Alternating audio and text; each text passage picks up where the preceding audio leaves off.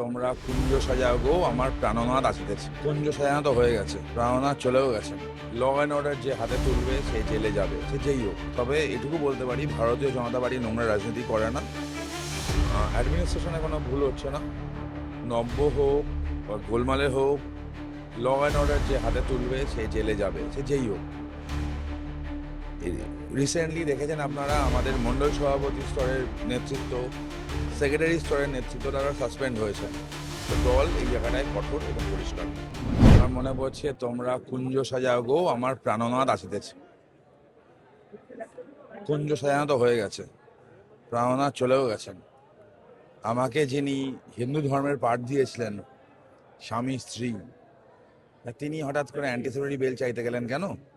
হিন্দু ধর্মের পাঠ মেনে তারও জেলে চলে যাওয়া উচিত ছিল, কেন যাননি? উত্তর তিনি দিক। না, কিন্তু এটা মানে আমার বক্তব্য হচ্ছে যে ভদ্রমহিলাকে একা একটা বাচ্চা মানে বিজেপি তার খুশি আছে তো, মানে দেখা শোনা দরকার হলে ডাক্তার দেখা, চিকিৎসা। ওনার যা টাকা পয়সা আছে, আমার মনে হয় না ওনার পাশে কাউকে লাগবে। তবে এটুকু বলতে পারি, ভারতীয় জনতা পার্টি নোংরা রাজনীতি করে না। ভারতীয় জনতা পার্টির তরফ থেকে কোনো এমন কিছু করা হবে না যেটা ওনার সিকিউরিটি মনে হয় ইনসিকিউর ফিল হয়। তো খারাপ লাগে। দেখুন, বাচ্চাটা তো কোনো দোষ নেই। বাপ চোর মা চোর, বাচ্চাটা কি করবে বলুন? বাচ্চাটার জন্যই তিনি বেলটা পেয়েছেন, বাচ্চাটার শিল্ড হয়েছে। মানে প্রাক্তন বিধায়কের কোনো সমস্যা হলে বাচ্চাকে নিয়ে তাহলে সার্টেনলি গভর্নমেন্ট উইল হেল্প। আমি আবার বলছি, বর্তমান বিধায়ক তার পাশে থাকবেন। আমার ব্যক্তিগত, খালি ব্যাপারটা রাজনৈতিক ছিল না, ব্যক্তিগত স্তরে পৌঁছে গেছিল ঝামেলা দেবরাজের সাথে। ওনার স্ত্রীর সাথে আমার দেওয়া নেওয়া কোনো সব ব্যাপারই নেই। স্ত্রী, হ্যাঁ স্ত্রী, ওনার স্ত্রীও এই দুর্নীতির একটা পার্ট ছিলেন। তিনিও জানতেন, টাকা তার কাছেও গেছিল, তার নামে প্রপার্টি কেনা হয়েছিল। স্টিল 4 মাসের বাচ্চা আছে। তো মানে ওনার ব্যক্তিগত আক্রমণ করার কিছু নেই, ব্যক্তিগতভাবে ওনার কাছে বলারও কিছু নেই। স্টিল অ্যাডমিনিস্ট্রেশন ওনাকে সব রকমভাবে হেল্প করবে। না, একদম বলিনি। আমি বলেছিলাম যে যাকে যতটা সামনে থেকে ভালো মনে হয় সে ঠিক ততটা ভালো নয়। আমি বলেছিলাম, ভোটের আগে আমার কাছে অনেক কিছু ছিল, এখনো আছে, মোবাইলে আর রাখার প্রয়োজন মনে করি না।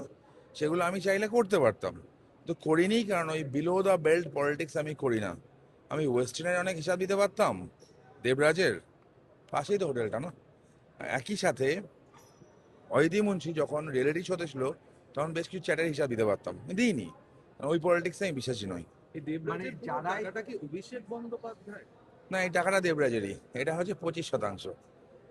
এর 75% কি আছে সেটা অভিষেক বন্দ্যোপাধ্যায়, মমতা বন্দ্যোপাধ্যায়কে জিজ্ঞেস করুন, ওরা বলে দেবেন। গতকাল দেখা গেল অভিষেক বন্দ্যোপাধ্যায় একটা বলছেন যে তার বাড়ি থেকে 25 জনকে তুলে নিয়ে আসা হয়েছে, এসটিএফ এবং সিআইডি তুলে নিয়ে আসছে, যখন তখন যা খুশি চলছে এবং মানসিক নির্যাতন করা হচ্ছে। আমি আপনাকে এবং আপনার দর্শকদের বলছি, তাদের বাড়িতে কি পুলিশ যায়?